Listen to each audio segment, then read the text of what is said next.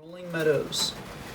Rolling Meadows is a game where every single turn you roll a die. You have a set of outcomes for each of the 10 numbers on the 10-sided die. For instance, numbers 1 through 3, you will move yourselves forward forward twice, and forward 3 times, respectively.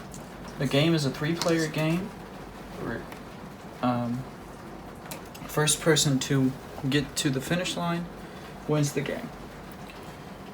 Examples for rolls include 1 through 3, as mentioned before, being if you roll a 1, 2, or 3, a 3, you will go forward 1, 2, 3, a 2, go forward 1, 2, and 1, you'd go forward 1.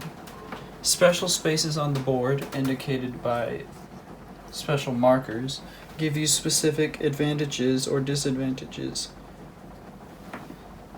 Spaces such as the slope spaces, shown as spaces with either an F and then an F and a B, and then a number from 1 to 3 behind it, will move your pawn when you land on it.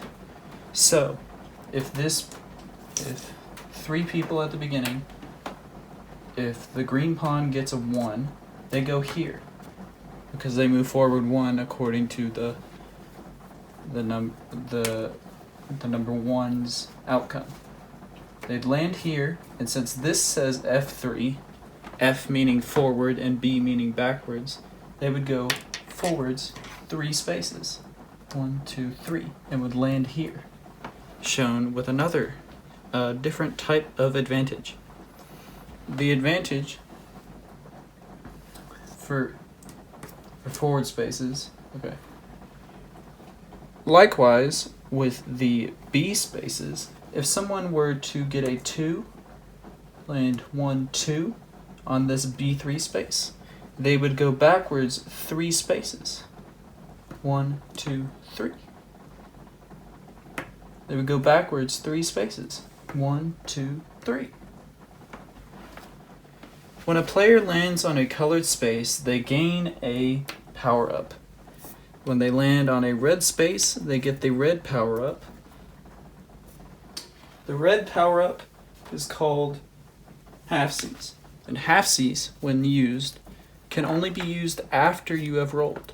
And it can only be used on your turn. Halfsies is used after you roll the dice. If you decide to use it, you then roll the die again and either add or subtract half of whatever you rolled the second time to your previous die roll. Examples include if you had a 10, which is the maximum you can have on the die, or a 1, which is the lowest you can have on the die, and wanted to get something higher or lower, you would be able to use halfsies and get, say, a 5, and if you had a 1, you could go no lower than 1 and no higher than 10, so you would go half of 5 rounded up would be 3. So you would be able to go from 1 to 4 and do the outcome on the die sheet that 4 gives you, which would be moving forwards 2 or moving a different player backwards 2. The halfsies is always going to round up when according to odd numbers, but will not round up according to even numbers. If you get a 2, then you would get a 1, and you would add or subtract that to your number. If you got a 3, that would be a 2 as well. If you land on the purple space, such as this, you get a reroll. Reroll can be used on any turn, regardless of if it is your turn, to re-roll the last die rolled on anyone's turn. Such as, examples include, if you were going to move 3 and gain a blue piece, somebody else could re-roll, and you would have to roll the die again. You might even get 3 again, but even then, you aren't guaranteed to get the same thing you got before. let's say that you were going to get a 9, which moves you backwards 2.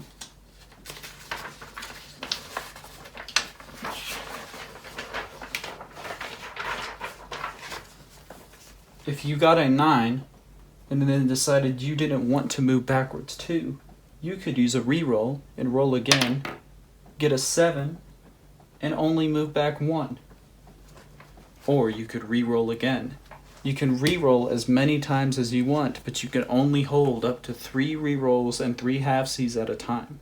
You can use any combination of the power-ups in succession. So you can re-roll, and then immediately use a half-Cs on said re-roll, and then re-roll what you got from said half-Cs if you wanted. Combat is initiated when a player lands on the same space as somebody else. There can never be 3 people on the same space because of this. So, when a person lands on the same space as another player, they go into combat. These blue spaces along the board give you combat tokens, which are used in these circumstances. You collect up to 10 combat tokens per person, as there are 30 combat tokens in total, and then you wager them against each other in combat. When you are in combat and you have, let's say, one person has 10 combat tokens and the other person has 8 combat tokens. If both players wagered as many tokens as they could, the person with 8 tokens would lose the combat and would be sent back 2 spaces instead of 1 because they lost by 2 combat. While the person who won would move forward 2, the person who lost would move backwards 2. This only goes up to a maximum of 3. So, if a person has 7 combat tokens and the other person has only 4, if they wanted to wager all of their tokens, then the person with 7 would win by 3, the person with 4 would lose by 3, and both would move that many spaces forward or backwards. There are certain special rolls on the die that affect more than one person at a time. Numbers 1, 2, and 3 all affect the person who rolled the die. Number 1 moves forward 1, 2, forward 2, and 3, forward 3, respectively. 4, you move either yourself forward 2, if you roll a 4, you move forward 2, or you can move someone backwards 2, but you cannot move yourself backwards 2 or somebody else forwards 2. Number 5, you move backwards 3 spaces. Just you. It only affects you. Number 6, you move at least 2 people, including yourself, a maximum of 3 spaces. This is a split type of movement. So, you could move 2 people, one person backwards 2, and another person forwards 1. That would equal 3 movement in total. You could also move everyone backwards 1, or everyone forwards 1. What you cannot do is move yourself or somebody else more than 2 spaces and call it that. Number 7, move yourself backwards 1. It's just the detriment. 8, you move anyone, including yourself, forward or backwards 1 space, roll again. This space is the most complicated to understand, as before you move that 1 space, you have to roll again to understand how you will go about it. So let's say you rolled an 8. You then roll again before doing anything, and add that 1 forward or backwards movement to whatever you rolled. So let's say you rolled an 8, and then you rolled a 0 or a 10 on this die. 10 makes it so that you have to move an opposing player backwards 1 and a different opposing player forwards 1, but you cannot move yourself for either of those. With the 8 and then re-rolling into a 10, you would have that +1 movement to be able to either move somebody backwards 1, another person forwards 1, and yourself forward or backwards 1, move somebody forwards 2 or backwards 2 while the other person moves backwards or forwards 1. Or you could move somebody forwards 1 due to 10 and then backwards 1 due to your 8 and move somebody backwards 1. The number 9, you just move backwards 2. 10, as stated before, is when somebody gains a 10, they move both opposing players only. It does not apply to themselves. They move one player forward and another player backwards. If you are moved onto a special space or a slope space, the circumstances are different for both types. If you are moved onto a special space where you would gain a power-up or a combat token, you do not get the combat token unless you are moved onto it by yourself on your own turn. If you initiate combat and you move onto a special space due to it, you would gain a power-up. The person who also landed on a special space would not. If you are moved onto a slope space, you would move according to that slope space. So if this person was moved backwards 1, they would immediately go forwards 3. And then they would also gain this. They would gain a red special space. Combat is resolved after resolving special spaces such as those.